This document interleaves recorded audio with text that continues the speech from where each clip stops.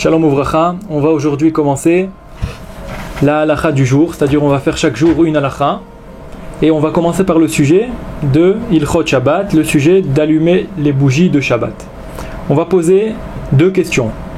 Est-ce que quelqu'un, que sa femme se trouve à l'hôpital et elle est en train d'accoucher, elle se trouve à la veille de Shabbat à l'hôpital, donc est-ce que lui doit retourner chez lui à la maison pour allumer les bougies de Shabbat, ou bien même s'il retourne chez lui à la maison, il est exempt d'allumer les bougies, et c'est que la mitzvah c'est seulement sur la femme d'allumer et pas sur l'homme. Ça c'est la première question. La deuxième question, c'est si quelqu'un il est parti, par exemple, il habite au Maroc et il est parti en France par exemple pour faire ses études et il a loué un studio. Est-ce que cette personne-là doit allumer chez lui les bougies de Shabbat ou non?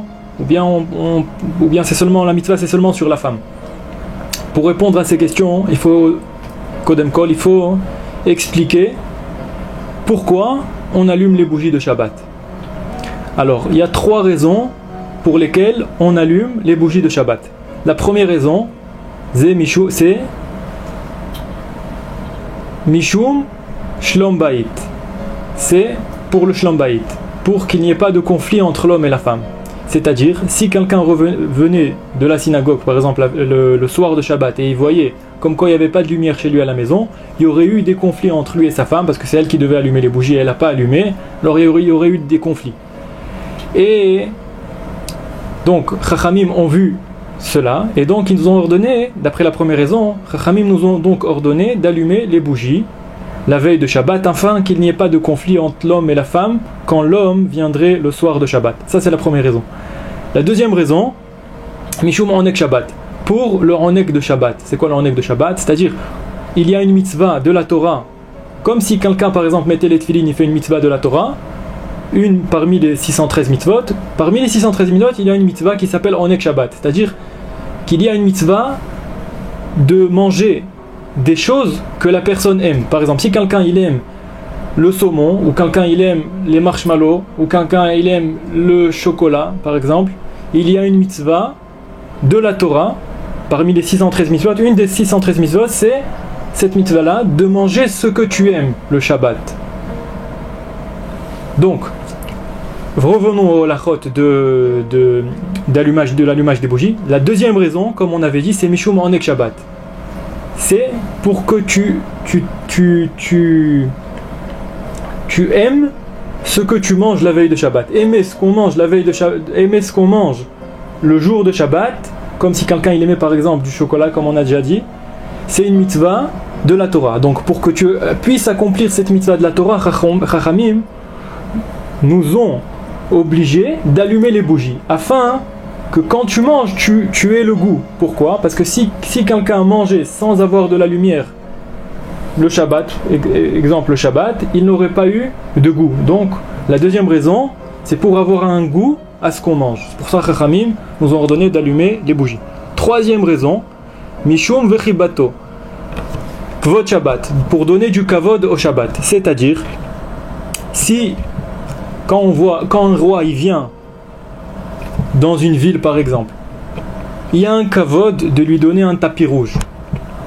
Il y a aussi tu peux faire aussi du kavod en allumant des bougies au roi. Alors quand tu allumes les bougies, alors le roi on voit de là que tu donnes du kavod au roi. Donc là, étant donné que Shabbat rentre, Chachamim, d'après la troisième raison pour laquelle ils nous ont ordonné d'allumer les bougies de Shabbat, c'est pour cette raison, pour la raison de Kvod Shabbat, pour donner du kavod au roi de Shabbat, à la Malka Shabbat. Alors on allume les bougies.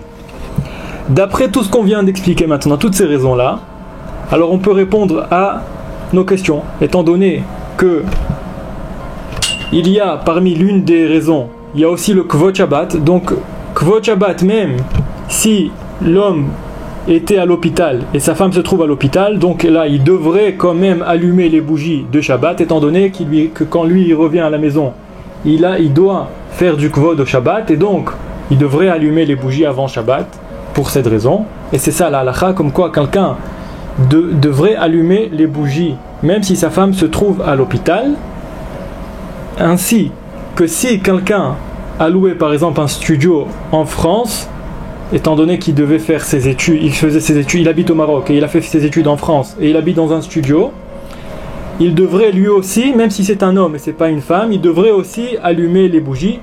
En résumé, on va faire un tout petit résumé. Le résumé de ce qu'on apprend de cette halakha-là, c'est comme quoi chacune des maisons du Ham Israël, il y a une obligation que dans chaque maison, il y ait dedans minimum une bougie qui soit allumée pendant Shabbat. Ça, c'est la halakha.